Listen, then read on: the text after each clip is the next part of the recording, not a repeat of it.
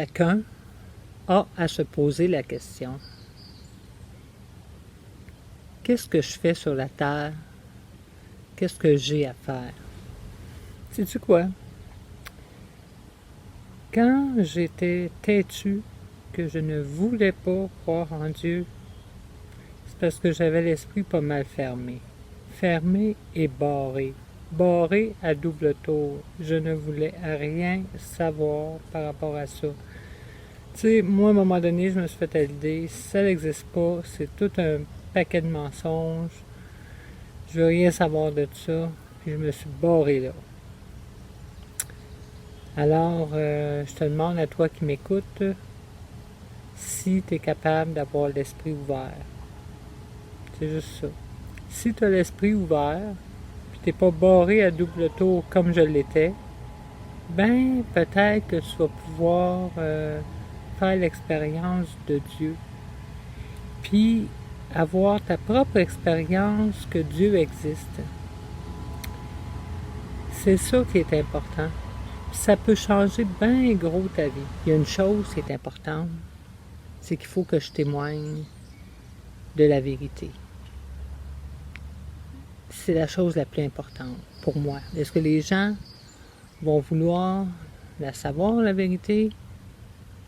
C'est une autre question. Mais j'ai à l'apporter. Parce que oui, j'ai vu qu'il y avait une vérité qui existe, c'est que Dieu existe. Ça, c'est la vérité. Qu'on en fasse l'interprétation qu'on veut, c'est la vérité quand même. Alors, c'est ce que j'ai à faire, c'est témoigner de la vérité. Oser parler de la vérité. Qu'est-ce que la vérité? La vérité, c'est que Dieu existe vraiment.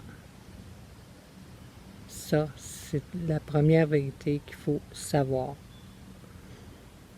Ensuite de ça, c'est que Jésus nous a vraiment sauvés. Et il m'a sauvé personnellement. Ça, c'est la vérité. Que chaque personne est en droit de savoir et d'expérimenter. Vous me regardez, puis vous vous dites, ben t'es qui toi? C'est vrai, je suis qui moi? Je suis qui pour dire la vérité comme ça?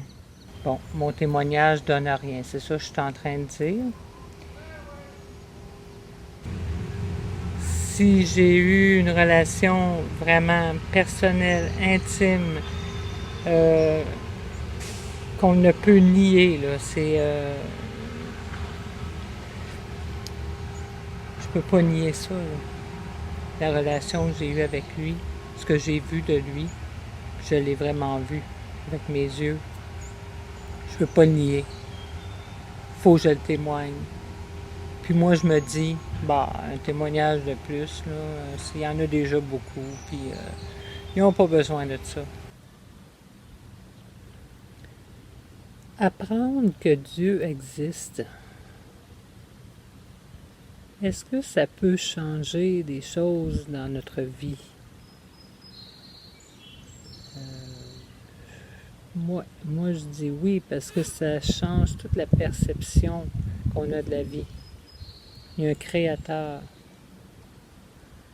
Il y a un créateur qui a tout créé et qui est présent dans toute la création. C'est quelque chose qui est présent dans toute créature vivante.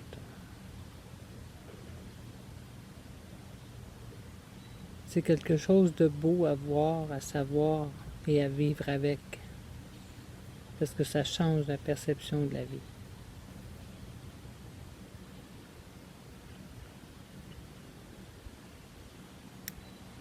Un coup que ce savoir-là est ancré en nous, après il y a toute une recherche de Dieu, toute une recherche de Dieu. parce que Dieu s'est révélé dans l'histoire humaine de différentes façons. C'est intéressant de voir comment il s'est révélé.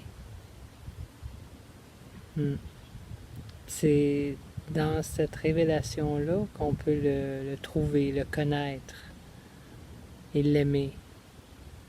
Et aimer Dieu, c'est le summum du bonheur. Mais il faut commencer par le trouver.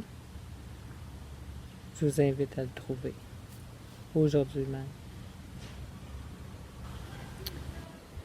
Qu'est-ce que ça peut donner de plus dans nos vies d'avoir la foi, d'avoir Dieu dans sa vie? Écoute, ça donne beaucoup, là. Parce que tu n'es plus tout seul. Quand tu as des décisions à prendre, tu peux parler à Dieu, ce qu'on appelle prier. Tu peux lui demander de t'inspirer, puis il va t'inspirer. Alors, déjà là, c'est quelque chose de très aidant dans ta vie. Et dans la foi, avec la connaissance de Dieu, on ne peut pas faire autrement que d'avoir confiance. Puis sans cette confiance-là, qui est donnée par la foi, et la vie, je sais pas, mais ça doit être très difficile à vivre. Alors, c'est déjà un bon point, hein, d'avoir Dieu dans sa vie. C'est déjà ça. Tu n'es plus tout seul. Cette relation-là que j'ai développée avec Dieu, avec les années, c'est une relation de confiance. J'ai appris à lui parler et j'ai appris à l'écouter. En fait, des fois, j'écoute moins. Bon, mais j'écoute quand même pas mal.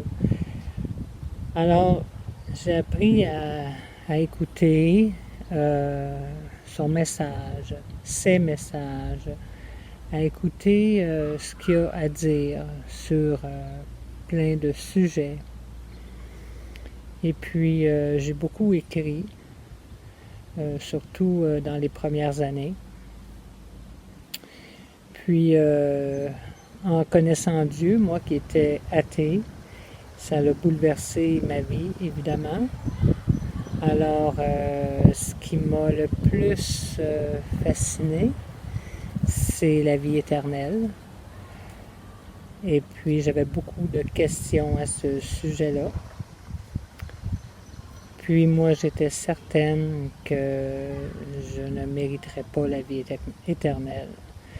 J'étais certaine que je n'étais pas assez bonne pour mériter le ciel après la mort, mériter d'être avec Dieu. Alors, j'ai trouvé ça très difficile ces journées-là à chercher à me rouler dans la boue devant Dieu parce que je ne méritais rien de lui. J'étais tellement rempli de noirceur. Mais Dieu ne juge pas sur les apparences, puis Dieu ne condamne pas. Puis c'est ce Dieu que j'ai rencontré en Jésus-Christ. Jésus qui m'a parlé de Dieu son Père, et c'est à travers Jésus que j'ai appris à connaître Dieu. Et c'est un Dieu vraiment d'amour. Il ne peut que aimer. Alors, tournez-vous vers lui. Vous n'avez aucun risque. Tout est à apprendre. Tout est à recevoir de lui. Parce que c'est un Dieu qui est bon. Comme un parent, comme un père, comme une mère.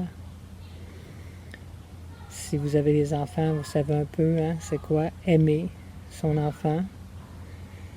C'est pas toujours facile, mais lui il est parfait, donc il aime parfaitement. Encore plus qu'un parent.